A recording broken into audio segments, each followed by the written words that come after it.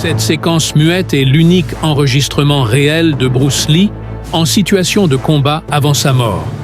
À l'époque, elle avait littéralement sidéré les cercles martiaux américains, devenant par la suite un objet de fascination et d'étude intense.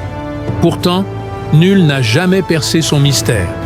Qu'est-ce qui a bien pu déstabiliser autant les experts en arts martiaux occidentaux? Et quel secret renferme cette démonstration mythique? Le 2 août 1964, lors du championnat de karaté de Long Beach, un jeune homme d'à peine 24 ans fait une entrée fracassante.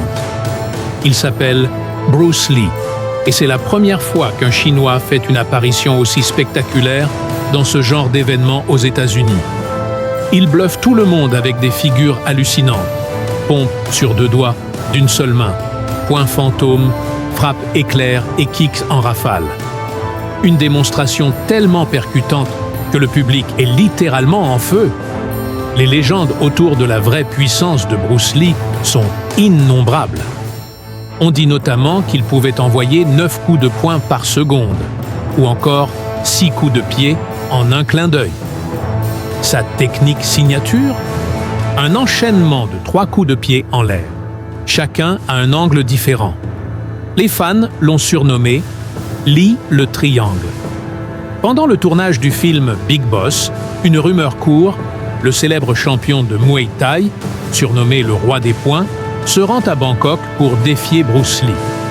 Surprise générale, en à peine 18 secondes, Bruce le met KO avec sa fameuse attaque des 3 triangles, un coup au ventre, un autre au visage et le dernier à la tempe.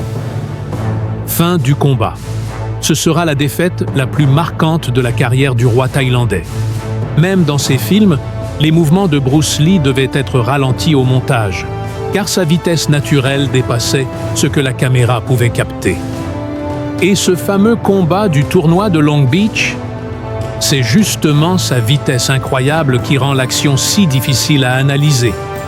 On voit à peine ses gestes et son adversaire, comme les spectateurs, n'ont tout simplement pas eu le temps de réagir. Certains sceptiques ont un jour mis en doute la véracité de ses capacités, pensant que ces films n'étaient qu'un amas de chorégraphies joliment mises en scène. Mais en réalité, Bruce faisait une distinction nette entre le cinéma et le combat réel. Ce qu'il montrait à l'écran, c'était pour le show. Mais en combat réel, il brillait dans le corps à corps rapide et instinctif, une approche qu'il avait peaufinée avec 20 ans d'expérience. Il utilisait les failles de ses adversaires pour créer une stratégie de contre-attaque fluide et imprévisible. Beaucoup pensent que le Jeet Kune Do, sa philosophie martiale, n'est qu'une méthode pour mettre KO l'adversaire rapidement. Mais Bruce ne voyait pas ça comme un sport de compétition.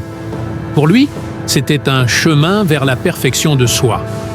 Il disait que le but ultime du Jeet Kune Do était de forger une volonté de fer et de libérer tout le potentiel humain.